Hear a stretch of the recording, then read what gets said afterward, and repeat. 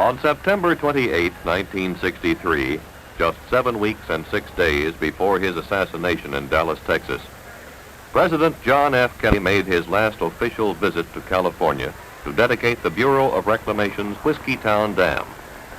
For 5 days, President Kennedy had been touring the western states, preaching to the nation the value of conservation. A crowd estimated at 10,000 had gathered early and waited patiently for the arrival of the first president to visit the Redding, California area in 13 years. Prior to the president's arrival, the helicopters which carried members of the press and others in the president's party had landed on the dam. There is a brief flurry of excitement as the president's helicopter nears its landing pad, and some of the presidential party has to scurry out of the way. Then the president's helicopter cautiously feels its way to the ground, testing the footing first with one wheel, then another, finally bringing all of its weight to rest on the surface of the dam. The door of the helicopter opens.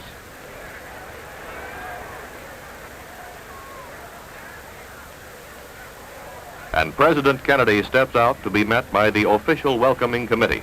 Lawrence Carr, the Master of Ceremonies, Robert Anderson, Chairman of the Redding Chamber of Commerce, and Robert J. Pafford, Jr., Sacramento Regional Director of the Bureau of Reclamation.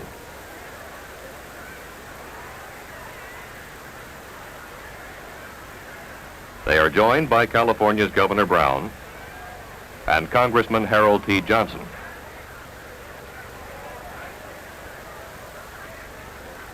Whiskeytown Dam and Lake provided a near-perfect setting for the president's conservation theme.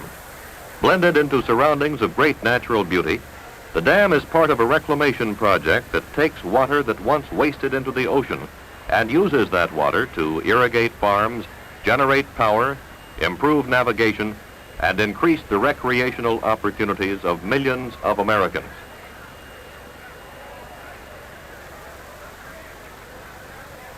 After a word with Secretary of Interior Udall, the president shakes hands with local and national dignitaries on the stand. The crowd settles down. The president is seated and awaits his introduction by Congressman Johnson. Then the president steps up to the microphone.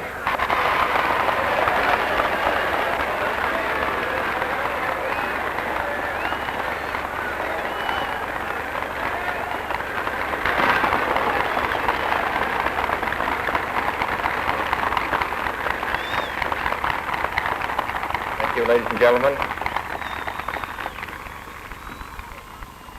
My old colleague and your distinguished Congressman, Biz Johnson, Governor Brown, Senator Regan, Assemblywoman Davis, Secretary Udall, Senator Bible, Mr. Engel representing Clare, Larry Carr, ladies and gentlemen, Judge Carter, I appreciate the chance to be here in Whiskeytown and to say a few words from this distinguished community.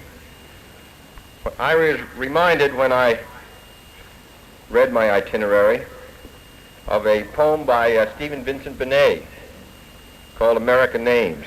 And he started it off, I've fallen in love with American names, the sharp, gaunt names that never get fat, the snakeskin title of mining claims, the plume war bonnet of Medicine Hat, Tucson and Deadwood and Lost Mule Flat.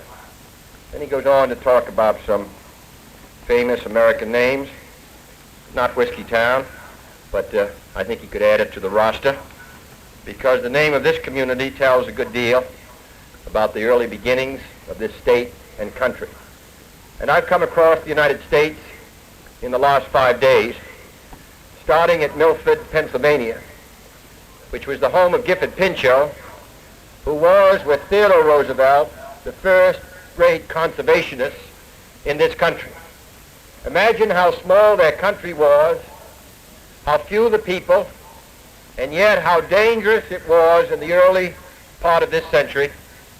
How great was that danger that this great natural inheritance of ours given to us by nature, given to us by God, would be wiped away. The forest ruined, the streams destroyed, waste for the people, water going to the sea unused. And because of the dedicated work of men actually who did not come from this part of the country, who came from the East, Pinchot, Theodore Roosevelt, and later Franklin Roosevelt, this great national effort was made to realize our resources, to make them useful. And all of you who are here today in the state of California are here because of the wise decisions that were made by those who came before and the wise decisions that you're making now. When you support the effort which Governor Brown described to set aside funds for a bond issue for recreation, it may not come before you immediately, but it will make it possible for your children to live better. And I want to make it possible, and you do, make it possible for them to see green grass, to travel throughout this great rich country of ours, not just in other parts of the world, but here in the United States, where I've seen parts of this country which are second to none to any in the world. Water should be used. Land west of the 100th parallel was never regarded as fertile. So some days after the Civil War, a few men began to come out here and made determinations of what could be done, and we've moved ahead. And this project is only the most recent.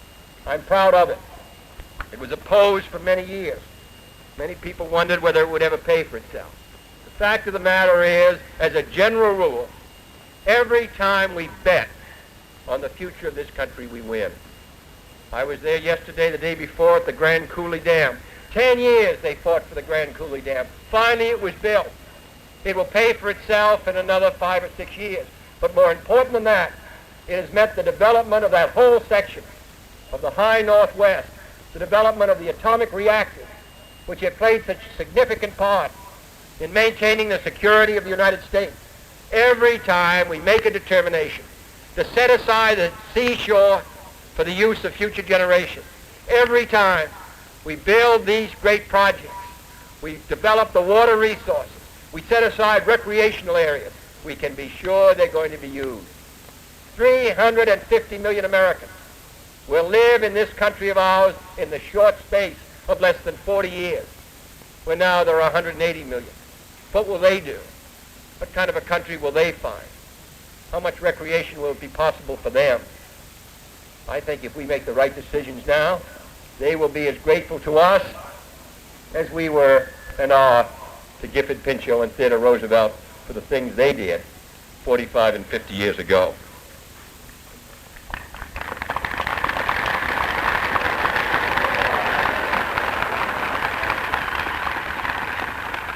We witness today the completion of a project which symbolizes the goals to which we're committed.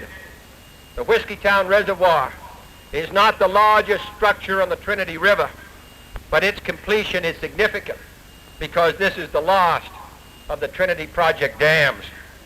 When the Trinity Division completed and the upper reaches of the Sacramento now harnessed, Shasta County and its neighbors are assured of water and power. They can enjoy new chances for recreational use and new access to open space. And of great importance, the flow of two watersheds can now be regulated for the benefit of the farms and cities in the lower valley. For too long, this water ran unused to the sea. For too long, surplus water in one area was wasted, while there was a deficit nearby. Now, by diverting these waters to the eastern slope, we can irrigate crops on the fertile plains of the Sacramento Valley and supply water also for municipal and industrial use to the cities to the south. And while running their course, these waters will generate millions of kilowatt of energy and help expand the economy of the fastest growing state in the nation. Our national assets belong to all of us. Children who are born in the East will grow up in the West, and the West will grow up in the East. And we will find by concentrating our energy on our national resources, on conserving them, but not merely conserving and saving them, but by developing and improving them, the United States will be richer and stronger we can fulfill our responsibilities to ourselves and those who depend upon us. I'm proud to be here. I'm proud to be associated with those who are contributing to this country, who are making it better, not merely right now, today, but who are looking to the long future of those who come after us. I congratulate you on what you've done. Thank you.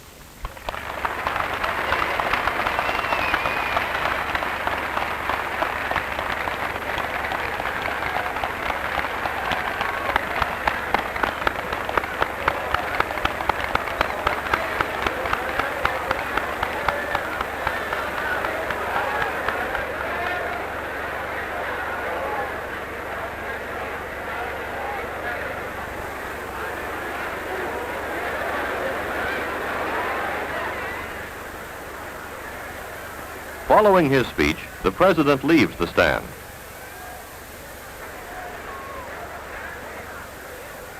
Then, to the delight of the crowd and the consternation of the Secret Service men assigned to guard him, President Kennedy walks up and down the narrow walkway that separates the crowd from the drop-off to the lake, offering his hand, his smile, his good humor to all who will accept them.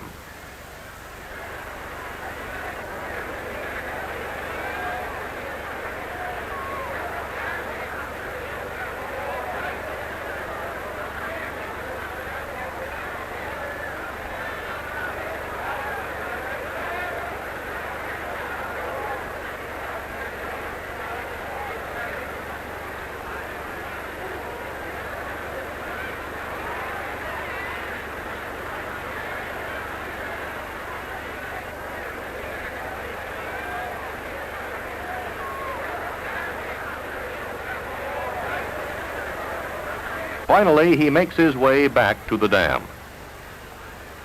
He pauses briefly for a few goodbyes.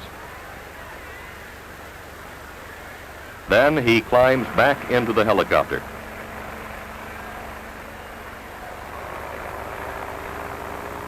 "30 minutes earlier, President Kennedy had arrived at Whiskeytown Dam to speak to a few friends and 10,000 strangers. As his helicopter lifted off Whiskeytown Dam, climbed over Whiskeytown Lake, and carried him away from California forever, he left behind him only a very few strangers and thousands of new friends."